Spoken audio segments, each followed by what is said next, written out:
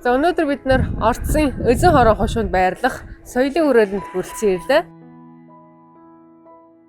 Асар их хөрөнгө оруулалт хүч хөдөлмөр оруулж бүтээсэн энэхүү гайхалтай барилгууд бол Мянга гүрний үеийн 3 нийслэл нэг орд буюу Дайд хот, Шант хот, Хар хором хот болон Алтан орлын төлөөлөл болсон Тэнгэр талбай, Түнтэмэн хаалга, Дагамингүн ордон зэргийг дуурайлган барьсан цогцлбор байгаа юм а. Найман хавтгай дөрвөлжин километр талбайтай Тансаг урлал Гоёмсог орттой энэхүү хүрээлэл нь тэр чигээрээ Монголын түүх, нүгдэлчдийн соёл иргэншлийг ойлгох үзэсгэлэн болж байгаа бол үүний дотор нээсэн Монголын түүхийн томоохон хэмжээний музейн олонний анхаарлыг татаж байна. Уг хүрээлэл нь мөн аялал жуулчлал, кино урлах, амралт цэнгүүн асар их үйлдэл үзүүлж байгаа харж байна.